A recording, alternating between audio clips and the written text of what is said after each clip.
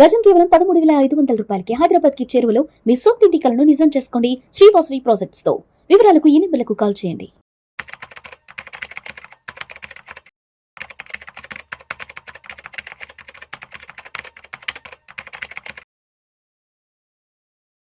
Sir Giribabu గారు నమస్తే sir. నమస్తే అండి. Welcome to Vishnu talks.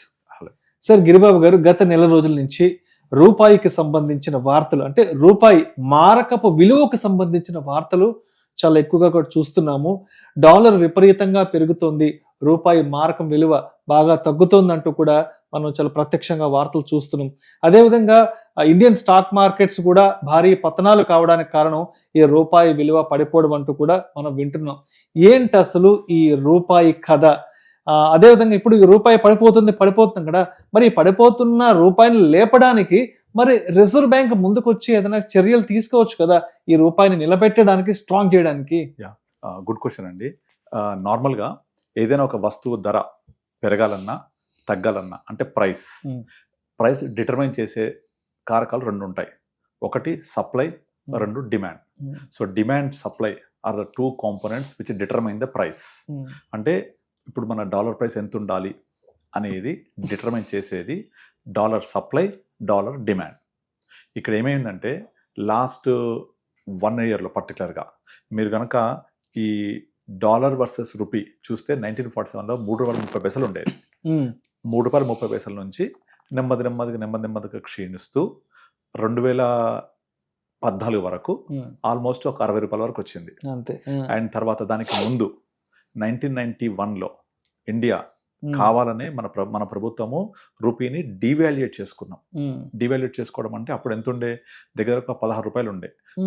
1991 around April, May, June ఆ టైంలో రెండు దఫాలుగా, అంటే గ్యాప్ ఆఫ్ 2-3 days లోపల ఒకసారి 11%, ఒకసారి 9% మన రూపీ డిప్రిషియేట్ చేసుకోగానే సడన్ గా అప్పటి వరకు $16 ఉన్న రూపీ కాస్త $20 వరకు టచ్ అయిపోయింది. అప్పుడు అంటే ఎందుకు డిప్రిషియేట్ చేసుకున్నాం అంటే ఇండియా దగ్గర ఫారెన్ రిజర్వ్స్ ఓన్లీ వారం రోజు సరిపడా మాత్రమే ఉన్నాయి. మన దగ్గర ఇంకా ఈ ఫారెన్ డాలర్స్ అంటే పర్టికులర్ USD లేవు ఇండియా దగ్గర. అవి తీసుకోవాలి అంటే ఏం చేయాలి, మనము ఎక్స్పోర్ట్ చేయాలి, పెంచాలి. ఎక్స్పోర్ట్ పెంచితే ఆటోమేటిక్గా మన అన్ని కూడా వస్తువులు డాలర్ పరిభాషలో వాళ్ళు కొనుక్కుంటే మనకు డాలర్స్ వస్తే మన వస్తువులు అమ్ముకుంటాం. మన వస్తువులు అమ్మాలి అంటే ఏం కావాలి, మన ధర తక్కువ ఉండాలి కదా. ఒక 3-4 షాపుల వాళ్ళు అమ్ముతుంటే ఎవరి ధర తక్కువ ఉంటే వాళ్ళ దగ్గర ఉంటారు కదా. కనుక ప్రపంచ విపణిలో మన వస్తువులు తొందరగా అమ్ముడుపోవాలి అంటే మన డాలర్ టర్మ్స్లో ఇది లో ప్రైస్లో ఉండాలి అని చెప్పేసి ఏం చేశారు మన వాళ్ళు 1991లో ఇండియన్ ఎకానమీని బలోపేతం చేయడం కోసం కావాలని తగ్గించి రూపీ. అప్పట్లో కొత్త ఆర్థిక సంస్కరణలు తీసుకొచ్చారు కదా ఆ టైంలో, నరసింహారావు గారు, మన్మోహన్ సింగ్ గారు. ఇండియా ఫైనాన్షియల్ హిస్టరీలో ఎప్పుడు కూడా 1991లో చూసినంత అనిశ్చితి ఇంకెప్పుడు చూడలేదు. అప్పుడు ఈ పారిశ్రామిక విప్లవం అంతా కూడా స్టార్ట్ అయింది అక్కడ నుంచే స్టార్ట్ అయింది. అందుకే ఇండియా గ్రోత్ స్టోరీ అని చెప్పాలి అంటే బిఫోర్ 1991 ఇండియా, ఆఫ్టర్ 1991 చెప్పొచ్చు. దాని తర్వాత సెకండ్ గేర్ వచ్చేసి మీకు 2020 పోస్ట్ కోవిడ్, ప్రీ కోవిడ్ అని చెప్పొచ్చు. కనుక అసలు ఆర్థిక సంస్కరణలకి ఇండియా ఈ రోజు ఇలా ఉంది అంటే కారణం అన్నిటికీ నాంది పునాది 1991లో పడింది. అది మన్మోహన్ సింగ్ ఫైనాన్స్ మినిస్టర్ ఉన్నప్పుడు, పివి నరసింహారావు ప్రైమ్ మినిస్టర్గా ఉన్నప్పుడు ఆ టైంలో రూపీని ఫస్ట్ టైంగా డివాల్యుయేట్ చేసుకొని మనము అరౌండ్ 15-16 అని కూడా కరెక్ట్ గుర్తులేదు నాకు, 15-16 రూపీస్ ఉండేది. దాన్ని డివాల్యుయేట్ చేయడం వల్ల ఒకరోజు 11%, ఒకరోజు 9% విత్ గ్యాప్ ఆఫ్ 2-3 daysలో దాన్ని ఆల్మోస్ట్ ఆల్ ఒక 19-20 రూపీస్కి వెళ్ళిపోయింది. అది అలా చేయడం వల్ల మన రూపీ తగ్గిపోవడం వల్ల ఆటోమేటిక్గా $1 ఇస్తే $16 వచ్చే బదులు $1 ఇస్తే $20 వస్తున్నాయి. కనుక వాళ్ళు మన వస్తువులు చీప్ అవడం వల్ల, కొనుక్కోవడం వల్ల మనకు ఫారెన్ కరెన్సీ వచ్చేసింది ఇండియాకి. అలా అప్పుడు స్టార్ట్ అయిన ఆ జర్నీ రీసెంట్ టర్మ్స్లో మన లైఫ్ టైమ్ హిస్టరీలోనే highest value of reserves, foreign reserves in terms of dollar India achieve చేయగలిగింది. అంటే ఆ మొదలుపెట్టిన ప్రయాణం ఏదైతుందో అక్కడి నుంచి తీసుకొచ్చింది ఇక్కడికి. కానీ ఈ లోపల ఏమైంది, $20 ఉండే అప్పుడు, అక్కడ నుంచి ఈరోజు $91 వచ్చేసింది. 91 highest life time high price లాగా చెప్పవచ్చు మనం దీన్ని. అయితే ఈ జర్నీలో మనం ఎంత రూపీని నష్టపోయామంటే ఆల్మోస్ట్ $20 నుంచి $80, $90 వచ్చేసింది. అంటే మోర్ దెన్ 4 times అనమాట అది. సో ఇలా అవ్వడానికి కారణం ఏంటి, మళ్ళీ ఈ జర్నీలో మీకు ఆల్మోస్ట్ ఆల్ 1998, 2004, 5, 6 అట్లా ఒక 5-6 సంవత్సరాల పాటు చాలా స్టేబుల్గా ఉండి నెమ్మది కదిలేది. మనం సంవత్సరం మొత్తం చూస్తే రూపీ పతనం 2%, 3%, మ్యాక్స్ 4% ఉండేది. ఎప్పుడు ఇంత ఫాస్ట్ ఫాల్ చూడలే మనం అసలు. మనము 2014లో 60 ఉంది, ఇవాళ 90, అంటే 50% పతనమైంది వితిన్ 10 yearsలో. ఆ 50%లో కూడా దగ్గర లాస్ట్ 1 yearలోనే హైయెస్ట్ ఫాల్ పడడం జరిగింది. అయితే మెయిన్గా ఈ 1.5 year 2 yearsలో జరగడానికి కారణం ఏంటంటే ఇంటర్నేషనల్ అనిశ్చితి ఉండడం. ఈ ట్రంప్ వచ్చిన తర్వాత ఇండియాకి వాణిజ్య ఒప్పందాలు కుదరలేదు. వాళ్ళు ఒక టారిఫ్ వేస్తారన్నారు, ఇండియా యాక్సెప్ట్ చేయలేదు. తర్వాత టారిఫ్స్ ఇంక్రీజ్ చేశారు, మళ్ళీ తూచి ఇలా కాదు ఇలా అని చెప్పి మార్చడము, ఇవన్నీ చేస్తుండడం వల్ల అంతర్జాతీయంగా అనిశ్చితి బాగా పెరిగిపోయింది. పెరిగిపోవడంతో డాలర్ డిమాండ్ విపరీతంగా పెరిగిపోయింది. అప్పుడు డాలర్ డిమాండ్ పెరిగిపోతే ఏమవుతుంది, సప్లై కాన్స్టెంట్ కదా, సప్లై ఎక్కువ లేదు కదా, బికాజ్ మన ఎక్స్పోర్ట్స్ అనేవి వెళ్ళట్లేదు. వాళ్ళు టారిఫ్స్ చేశారనుకోండి ఎక్కువ, అక్కడ 100 రూపాయలకి వెళ్ళే ప్రైస్ 150 అవుతుంది. 91లోనే మన ప్రైస్ డిప్రిషియేట్ చేసుకున్నాము. ఇప్పుడేమో వాళ్ళు టారిఫ్ ఇంక్రీజ్ చేయడం వల్ల 100 రూపాయలకి ఇక్కడ నుంచి తీసుకెళ్తే అక్కడ 150 అవుతుంది. టారిఫ్ కట్టాలి కదా, ట్యాక్సెస్ కట్టాలి ఎక్కువ. అందువల్ల మన వస్తువులు ఎవరు ఇంపోర్ట్ చేసుకోరు, ఎందుకంటే నార్మల్గా వచ్చేసే ప్రైస్ కంటే టారిఫ్ ఎక్స్ట్రా చేయడం వల్ల కూడా మన అన్ని ఇంపోర్ట్ చేసినప్పుడు కాస్ట్లీ అయిపోతాయి.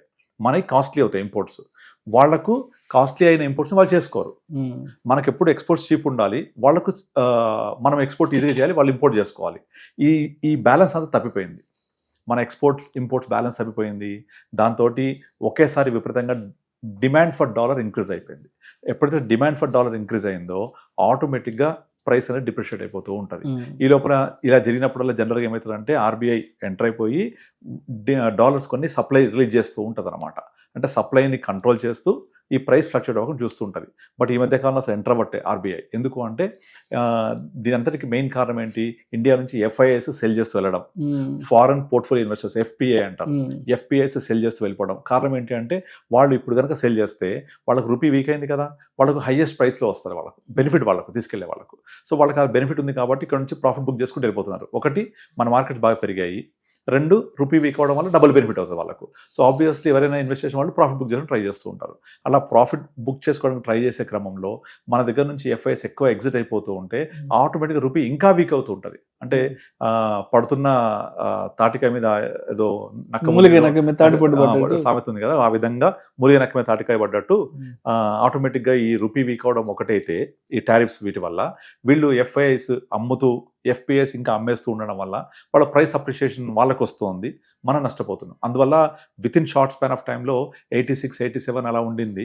ఒక 1 year బ్యాక్ 86 అట్లా ఉండేది. ఇమీడియట్లీ 90 వరకు షూటప్ అయింది. ఎక్కడ ఆగుద్దో తెలియదు ఈ పరిస్థితి. ఇంకా 90 క్రాస్ అయింది, 91కి వెళ్ళిపోయింది, 92 పోతుందా. మన ఆర్బీఐ అయితే ఇప్పటివరకు ఎంటర్ అవ్వట్లేదు. అయితే రీసెంట్గా నిర్మలా సీతారామన్ గారు పార్లమెంట్ చెప్తూ కూడా ప్రపంచంలో ఉన్న హైయెస్ట్ జీడిపి గ్రోత్ రేట్ ఎవరిదయా అంటే ఇండియాది. 7.2+ ఉంది మనది. అండ్ హైయెస్ట్ గ్రోత్ ప్రాస్పెక్ట్స్ ఎవరికి ఉన్నాయి వరల్డ్లో అంటే ఇండియాది. ఇంత పాజిటివ్ ప్రాస్పెక్ట్స్ ఉండి ఇంత జీడిపి గ్రోత్ రేట్ చూపిస్తున్నప్పటికీ ఆ రూపీ వీక్ అవుతుందంటే ఇండియా వల్ల కాదు, అది ప్రాబ్లమ్స్ అన్నీ కూడా ఇంటర్నేషనల్ ఇష్యూస్ అవన్నీ కూడా. ఎప్పుడైతే ఈ అంతర్జాతీయ అనిశ్చితులు కొంచెం సద్దుమణుగుతాయో, ఎప్పుడైతే అంతర్జాతీయంగా ఈ ట్రంప్ వేస్తున్న టారిఫ్స్ మిగతా ఈ పనుల ఆగుతాయో, అప్పుడు ఎప్పుడైతే వరల్డ్ వైడ్గా కొంచెం స్టెబిలిటీ వస్తుందో ఆటోమేటిక్గా డాలర్ ప్రైస్ అనేది కొంచెం స్టెబిలైజ్ అవుతుంది, కొంచెం డాలర్ కిందికి రావచ్చి రూపీ స్ట్రెంగ్త్ అవ్వడానికి ఛాన్స్ దొరుకుతుంది. ఈ రూపీ వీక్ అవడం ఇంకొక విధంగా కూడా మనకి ఇంకో నెగిటివ్ చూపిస్తుంది. ఏంటంటే గోల్డ్ ప్రైస్. మనం గోల్డ్ని ఏ విధంగా క్యాలిక్యులేట్ చేస్తాము, ఔన్స్లో డాలర్ టర్మ్స్లో క్యాలిక్యులేట్ చేస్తాం. ఈ ఔన్స్లో డాలర్ టర్మ్స్లో క్యాలిక్యులేట్ చేసినప్పుడు రూపీ వీక్ అవ్వడం అనేది మనం డాలర్ టర్మ్స్లో క్యాలిక్యులేట్ చేస్తే అక్కడ గోల్డ్ పెరిగిన దానికంటే ఇది ఇంకొంచెం ఎక్స్ట్రా ఆజ్యం పోసి గోల్డ్ షూటప్ అవ్వడానికి చాలా స్కోప్ అవుతుంది అనమాట. గోల్డ్ కానీ సిల్వర్ కానీ రెండిదే పరిస్థితి. అదే అలా కాకుండా ఓన్లీ రూపీస్ టర్మ్స్లో కనుక క్యాలిక్యులేట్ చేస్తే ఇలా ఉండేది కాదు. మనం ఎప్పుడు కూడా గోల్డ్ సిల్వర్ని డాలర్ టర్మ్స్లో క్యాలిక్యులేట్ చేస్తాం. అందువల్ల ఎప్పుడైనా గోల్డ్ ప్రైస్ కనుక స్థిరంగా ఉన్నప్పటికీ రూపీ వీక్ అవుతే ఆటోమేటిక్గా గోల్డ్ ప్రైస్ పెరుగుద్ది. ఇప్పుడు రూపీ వీక్ అవుతుంది, గోల్డ్ ప్రైస్ పెరుగుతుంది, డబుల్ ఇంపాక్ట్ అగైన్. సో ఈ విధంగా ఇక్కడ రూపీ వీక్ అయ్యే ఇంపాక్ట్ అక్కడ కూడా జరుగుతుంది. ఇవన్నీ జరగడానికి కారణం ఏంటంటే సప్లై ఎక్కువ లేకపోవడం. ఏం సప్లై? Dollar supply. ఎందుకు లేదు అంటే మన వస్తువులు టారిఫ్ ఇంక్రీజ్ చేయడం వల్ల అంతర్జాతీయ విపణిలో అమ్ముడుపోవట్లేదు, మనం ఎక్స్పోర్ట్ చేయలేకపోతున్నాము. రాదర్ మనం ఎవ్రీ టైం కంపల్సరీ ఇంపోర్ట్ చేసుకోవాల్సిన ఏంటి, క్రూడ్ ఆయిల్ ఇంపోర్ట్ చేసుకుంటాము, తర్వాత కొన్ని బేసిక్ నెసెసరీస్ ఇంపోర్ట్ చేసుకుంటూ ఉంటాము. ఈ ఇంపోర్ట్స్ ఆపాలి. అందుకనే గవర్నమెంట్ ఆఫ్ ఇండియా ఏం చేస్తుంది, క్రూడ్ ఆయిల్ ఇంపోర్ట్ చేసే విషయంలో మనం ఇంపోర్ట్స్ తగ్గించేసి ఈవీ మీద డిపెండ్ అవుదాము, ఎథనాల్ బ్లెండ్ చేసి తగ్గించుకుందాము. ఆ తర్వాత ఇండియన్ రూపీ కరెన్సీలో పే చేసి రష్యన్ రూబుల్లో పే చేసి రష్యా నుంచి ఇంపోర్ట్ చేసుకోవడము, ఇలాంటి చర్యలు తీసుకుంటున్నారు. తీసుకుంటున్నారు కాబట్టి ఈ మాత్రం 91 దగ్గర ఉంది. లేదా ఓన్లీ మనం డాలర్ మీద డిపెండ్ అయ్యి ఉంటే ఇంకా విపరీతంగా ఉండేది. అలా చర్యలు తీసుకుంటూ ఉన్నప్పటికీ మెయిన్గా స్టాక్ మార్కెట్ నుంచి ఎఫ్ఐఎస్ వెళ్ళిపోవడం, ఎఫ్ఐఎస్ వెళ్ళిపోవడం కూడా బాగా ఇంపాక్ట్ అవుతుంది. బాగా అలా impact. ఎఫ్ఐఎస్ వెళ్ళిపోవడానికి ఎక్కువ ఏం చేస్తారు వాళ్ళు, వాళ్ళ ఇండియా షేర్స్ అమ్మేసి డాలర్స్ కమ్యూనిటీస్ తీసుకెళ్ళిపోతారు కదా. ఎగ్జాక్ట్లీ. డాలర్ కమ్యూనిటీస్ తీసుకుపోయినప్పుడు ఆటోమేటిక్ గా మన సప్లైస్ కాన్స్టెంట్ ఉన్నాయి కదా, పెరగట్లేదు, ఇంకా డిమాండ్ పెరిగిపోతుంది డాలర్స్ కి. సో వాళ్ళందరూ డాలర్ టర్మ్స్ లో క్యారీ ఫార్వర్డ్ చేస్తే డిమాండ్ షూటప్ అవుతూ ఉంటుంది, సో రూపీ వీక్ అవుతూ ఉంటుంది. ఇవేంటంటే రిపుల్ ఎఫెక్ట్ లాగా ఒకటి ఎఫెక్ట్ అవుతూ ఉంటాయి. ఎఫ్ఐఎస్ అమ్మడం, ఫారెన్ పోర్ట్ఫోలియో ఇన్వెస్టర్స్ వెళ్ళిపోవడము, తర్వాత ఎప్పుడైతే ఇంటర్నేషనల్ అనిశ్చితి ఉన్నప్పుడు వాళ్ళ యొక్క పెట్టుబడులు గోల్డ్లోకి మోగుతూ ఉంటాయి, గోల్డ్ పెరిగిపోవడము, ఆ పెరిగిపోవడం వల్ల డాలర్ టర్మ్స్లో ఉన్న మన ఇవి కూడా వీక్ అవ్వడము, ఇవన్నీ one by one ripple effect అయిపోయి ఓవరాల్గా రూపీ ఇప్పుడు 91కి వచ్చేసింది. సో ఇవన్నీ ఆగాలి, రూపీ స్ట్రెంత్ అవ్వాలి అంటే ఫస్ట్ అండ్ ఫార్మోస్ట్ మనం చేయాల్సింది ఏంటంటే ఎక్స్పోర్ట్స్ ఇంక్రీజ్ చేయాలి.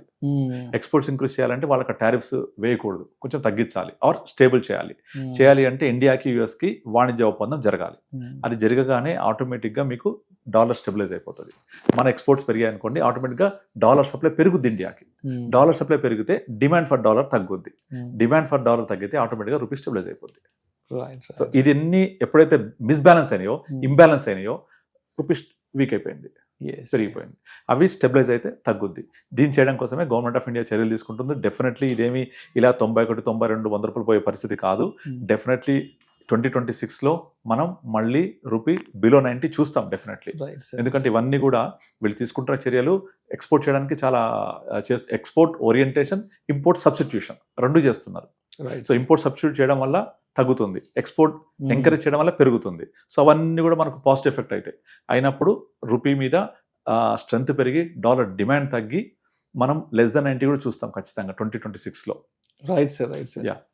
Thank you sir, thank you so much Giribabu గారు. రూపాయి పతనానికి గల కారణాలు ఏంటి, మరి రూపాయి విలువ పెరగడానికి ప్రభుత్వం వైపు నుంచి ఎటువంటి చర్యలు తీసుకుంటే రూపాయి విలువ పెరుగుతుంది, అదేవిధంగా డాలర్ విలువ తగ్గే అవకాశం ఉంది అనే అంశం గురించి చక్కగా మీ స్టైల్లో మీ అనాలిసిస్ తెలియజేశారు. Thank you so much Giribabu గారు. థ్యాంక్ యూ అండి.